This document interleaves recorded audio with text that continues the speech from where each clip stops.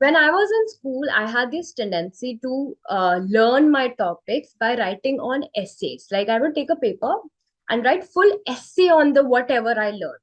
And when paper you like before my examination or day or two before, when I would open the sheet, I would get overwhelmed and उसे मैं बंद करके एक जगह रख देती थी.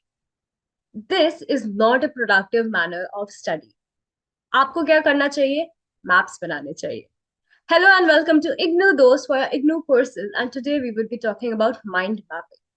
अब आपने बोला होगा यार ये मैप्स बनाना ऑलरेडी हमारे पास टाइम नहीं है. Now you are asking us to make maps. The idea of making maps itself sounds so big and like such tiresome वाली चीजें हैं कि यार ये क्या पढ़ाई हो ही नहीं रही है, तुम हमसे मैप्स भी बनवा दो, फ्लो चार्ट भी बनवा दो.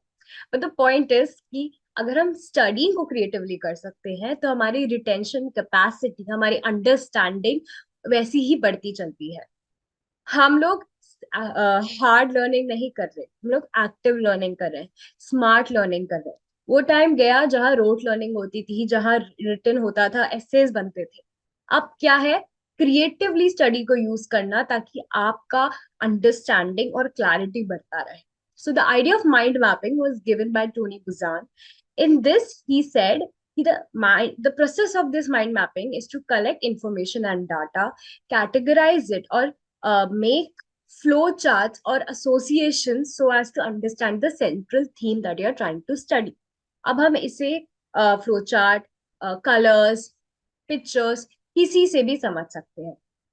ओके, इसका सबसे पहला एग्जाम्पल और बहुत इनिशियल एग्जाम्पल जो हम सबने बचपन से देखा होगा कि ये आप एक इंटरनल ऑर्गन की फोटो देख रहे हो.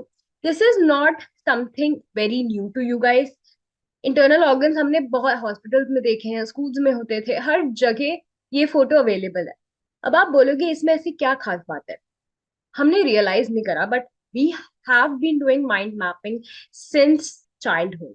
हम बचपन से ही ऐसे जब विजुअली जो ऐसे पॉइंटिंग जो आते रहते हैं photos, these are examples of mind mapping. It is not a new concept, it is not a contemporary concept, it has been there. Right now we are just identifying it consciously and putting it in our study path.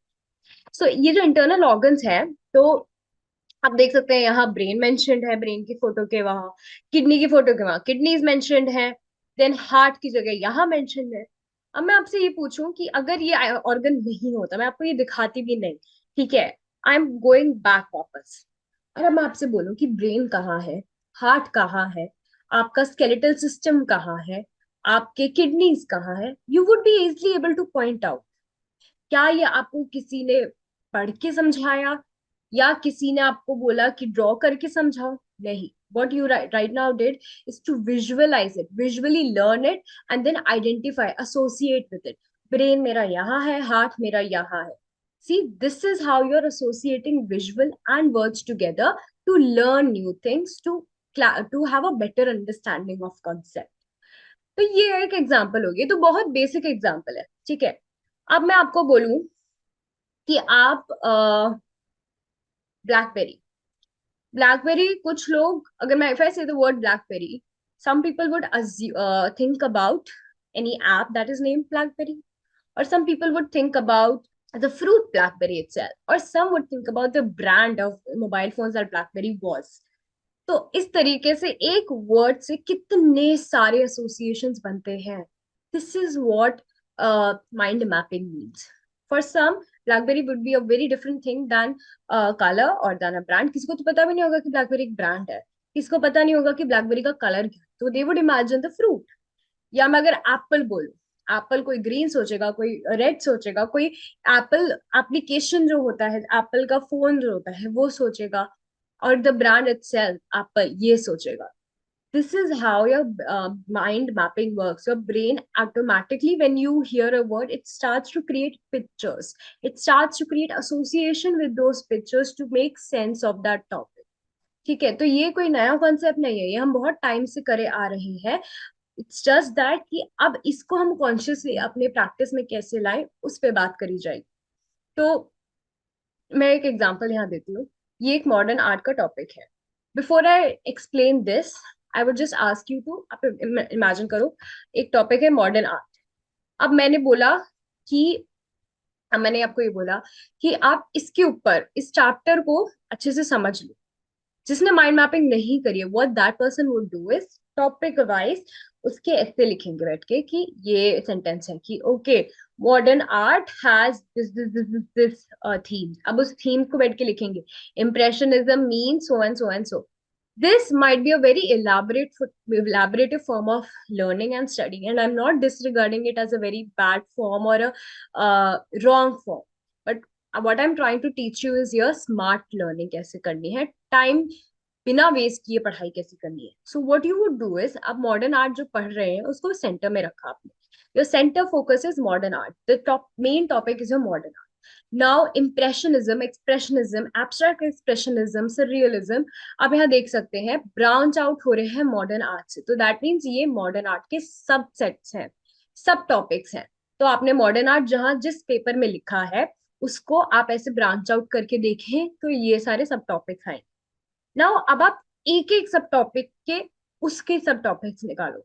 तो जैसे इंप्रेशनिज्म में Monet है, MANET है, बजील है, ये सारे जो artist हैं वो इंप्रेशनिज्म स्कूल के हैं। या आप एक्सप्रेशनिज्म देख लो, स्ली है, म्यूनिक है, सील है। तो जिस तरीके से आप अपने एक एक टॉपिक को ड्रॉ आउट करके उसको कम कर सकते हो, उसके उसे कंसाइज कर सकते हो उस इंफॉर्मेशन को। ना कि बैठ के लिखो कि ओके सररियलिज्म के स्कूल में है अर्नेस्ट या डाली, ये सेंटेंसेस में लिखने की जरूरत नहीं, आप सिंपल फ्लो चार्ट बनाओ। This is how mind mapping works, because you are using surrealism in association with modern art, and then आप अर्न्स को कनेक्ट कर रहे हो surrealism से, surrealism को कनेक्ट कर रहे हो modern art से। so ये जो lines है, these are the ones that map out or make connections for you to understand clearly। अब आप इसमें ये भी देखो कि फर्स्ट ऑफ ऑल हम, अब मैं कलर के हिसाब से बताऊं कि ये डिफरेंट कलर्स क्यों है। तो हमने ये देखा ये पर्पल है, ठीक है, लैवेंडर पिंकिश पर्पल वाला सीन है। तो ये पर्पल है। अब मैं हमने ये जैसे पर्पल देखा तो हम इतना आइडेंटिफाई कर सकते हैं कि जो ब्लू कलर है इस द सब टॉपिक्स के भी सब टॉपिक्स है। पर्पल जो है वो मेन टॉपिक के सब टॉपिक्स हैं, एंड मॉडर्न आर्ट जो ब्लैक मेंशन्ड है वो हमारा टॉपिक है। अगर मैं इन सबको सेम ब्लैक एंड व्हाइट करती तो कंफ्यूजिंग हो जाता कि कौन सा सब टॉपिक है, कौन से आर्टिस्ट हैं, कौन सा मेन टॉपिक है। और अगर आपको और अच्छे से समझना है फोटोज के साथ, आप क्या कर सकते हो, यहाँ मोनेट है, मैनेट है, उन लोगों की फोटो लगा दी, उन लोगों की पेंटिंग्स लगा दी। ठीक है, अगर आपको सररियलिज्म फॉर दैट मैटर, अगर आपको लग रहा है कि ओके मुझे अपार्ट फ्रॉम आर्टिस्ट कुछ और भी ऐड करना है, तो अब सररियलिज्म में एक आपने लाइन बनाई आफ्टर वर्ल्ड वॉर 1, आपने एक लाइन बनाई अनकॉन्शियस एक्सप्रेशन। इस तरीके से आप कीवर्ड्स के साथ भी कर सकते हो, नॉट जस्ट पेंटर्स और आर्टिस्ट। अब ये जो है ये थोड़ा और बेटर वर्जन है कलर्स के हिसाब से, वो तो आपको समझ आ गया। अब इन्होंने यहाँ क्या करा, यहाँ पर एक लाइन इसकी आ रही है, responsible to all American and allied countries. एक ये आपका सेंटर टॉपिक है, ठीक है, required knowledge skills attitude values for new president of the United State, this is your main topic. अब यहाँ से ब्रांच आउट हो रहे हैं आपके no conflict of interest, innovative, innovative जैसे ही बोला यहाँ ट्यूबलाइट का फोटो लग गया, ऑनेस्ट, फेयर आपने ये डाल दिया, टफ कंसेंसस बिल्डर लोगों के फोटोज डाल दी। फिर सपोर्ट आ गया आपका UN universal declaration of human rights. फिर यहाँ familiar with all major world issues. So what you are trying to do is incorporating text with colors, with visuals. In this way, you are able to understand the concept clearly. यहाँ कहीं sentences नहीं है, यहाँ keywords के साथ खेला गया है. That's what you should do. So when you are making a map, your topic should be at central and use different colors to identify different topics, and then you can put stickers or photos. आप ऐसे बना सकते हैं. I hope this is clear to you. अब आप बोलोगे कि यार ये तो जो अभी आपने दिखाया है ये तो इट्स क्वाइट इलैबोरेट, लाइक इतना क्रिएटिविटी, इतना टाइम नहीं है हमारे पास कि लाइक मैं ऑफिस से बहुत लेट आती हूँ या मैं कॉलेज से बहुत लेट आती हूँ उसके बाद मैं ये करूँ। I don't think it's feasible. It's okay if you can not make your own mind map, what you can do in the initial process is that आप कॉगल यूज कर सकते हो। कॉगल में थोड़ा और बेटर तरीके से आपका माइंड मैपिंग आपको स्कीम्स सॉरी माइंड मैप्स मिलेंगे, आप उसको यूज कर लीजिए। However I would recommend that initially if you want you can depend on Kaggle, but if you start making your own, like weekend पे थोड़ा टाइम मिल गया तो आपने अपना बना लिया, तो आपको रिटेन करने में इंफॉर्मेशन इजी होगा, बिकॉज व्हेन वी राइट हमें आधी चीजें धीरे धीरे दिमाग में आ जाती है. Yeah, depending on Goggle is one other option, but please do try to make your own mind map as well. So to summarize, keep in mind first, जो भी आपने टॉपिक लिया है it should be at the centre of your page. तो आपने एक paper लिया, आपका टॉपिक सपोज हिस्ट्री हो गया, ठीक है, हिस्ट्री ऑफ मान के चल लो बुक्स, बुक्स की हिस्ट्री है, ठीक है, हिस्ट्री ऑफ इंडियन न्यूज़पेपर्स. तो हिस्ट्री ऑफ इंडियन न्यूज़पेपर्स आपने टॉपिक है, आपका main topic history of Indian newspapers है, आपका वो सेंटर पे आएगा. It should not be at the end at the like corners, और it should not be at सबसे नीचे और सबसे ऊपर. It should be at the centre, because when you would look your first like glance would be at the top. आपने first यहाँ रखा उसे, then slowly branch out to sub topic. तो सब टॉपिक्स हो गए, वर्नाकुलर प्रेस आ गया आपका, then British rule newspapers आ गए, जब ब्रिटिशर्स थे उनके टाइम के न्यूज़पेपर्स कौन कौन से थे, देन जो नेशनल लीडर्स थे उनके न्यूज़पेपर कौन कौन से थे, बैंड न्यूज़पेपर्स कौन कौन से हैं, अभी कौन कौन से न्यूज़पेपर्स है. तो ये एक डिवीजन आप बनाते रहोगे, आप उसे चैनल आउट करते रहोगे उस main topic. But make sure when you are channelling out you don't make straight lines, you make curvy lines, ताकि वो थोड़ा क्रिएटिव लगे और स्टिमुलेट करे आपके ब्रेन को कि ऐसे ऐसे देख के जा रहा है, ठीक है. Next what you can do is, अगर सपोज हमने वर्नाकुलर प्रेस रखा, तो भाई मद्रास में क्या क्या फेमस थे पेपर्स, तो आप उसको चैनल आउट करोगे. Don't channel it out too much, उसका भी मैं आपको बताती हूँ. बट अगर सपोज हमने नेशनल लीडर्स रखे, चलो नेशनल लीडर्स की न्यूज़पेपर्स के बारे में बात कर रहे हैं, तो एक यहाँ एक एक नेशनल लीडर का नाम लाइक जवाहरलाल नेहरू, महात्मा गांधी, गंगाधर तिलक, ऐसे ऐसे करके आप बस उन लोगों के नाम लिख सकते हैं. या फिर ये हो गया कि आपने बस न्यूज़पेपर्स के नाम रखे, लाइक मुखनायक हो गया, ठीक है, ऐसे वो न्यूज़पेपर्स के नाम भी रख सकते. It is up to you how you make your mind map, how you customise your mind map. I am just giving you a suggestion for what you can do. But अब एक चीज का ध्यान जो रखना है, माइंड मैप बनाना बहुत easy है, it's not a big deal, it's not जितना देखने में लग रहा है. When you start you would realize. However, one thing that you should keep in mind is that don't overdo it. The idea of mind map is to make it visually appealing and concise. What people do is कि एक topic लिया, अगर newspaper का लिया, उसके branches बनाते रहते हैं, and finally when you look at it you would be like ये तो मुझसे नहीं हो पाएगा, ये तो बहुत सारे ब्रांचेस है, मैं ट्रैक नहीं रख पा रही हूँ, या ये तो बहुत ओवरवेलमिंग है. Don't do that. If you want कि आप एक ही टॉपिक को, लाइक अगर मैंने दोबारा मॉडर्न आर्ट ले लिया और मैं उसमें सररियलिज्म का ही ब्रांच सारे सब टॉपिक्स बना के सररियलिज्म पे ही मुझे बहुत ज्यादा फोकस करना है, तो आप नहीं तो सररियलिज्म को मेन फोकस पे रखो, मेन थीम सररियलिज्म का बनाओ, उसके बाद ब्रांचेस बनाना शुरू करो. सो मैक्स टू मैक्स 3 से 4 टॉपिक्स सब सब जाते रहे, उससे ज्यादा मत करिएगा. It would create a lot of confusion. And even when you're using colors, make sure that whatever color you are associating that topic with should be consistent, should be uniform.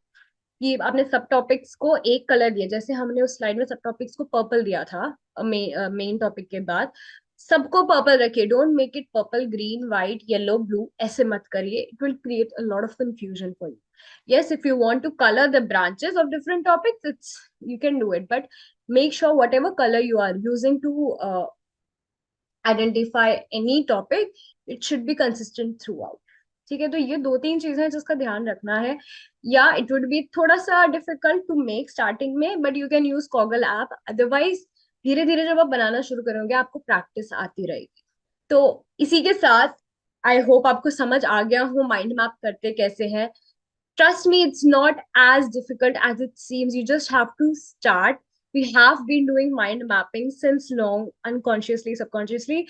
What you have to do is now consciously put it into your study pattern. आप जो भी पढ़ रहे हैं, मैं ये नहीं बोलूंगी कि माइंड मैपिंग से आपका 100% रिजल्ट आएगा, बिकॉज माइंड मैपिंग को कंसिस्टेंटली यूज करना है, और एक और स्टडी पैटर्न को आप कोलैबोरेशन में यूज करोगे, तब जाके आपकी एफिशिएंसी बढ़ेगी. Just depending on the mind mapping would cover like छोटे छोटे टॉपिक्स, बट जब बड़े बड़े टॉपिक्स आ जाते हैं तो the map starts to get bigger. तो वो थोड़ा टाइम कंज्यूमिंग हो जाता है. तो make sure you are using it with another study pattern as well. However, this particular method is easy to understand.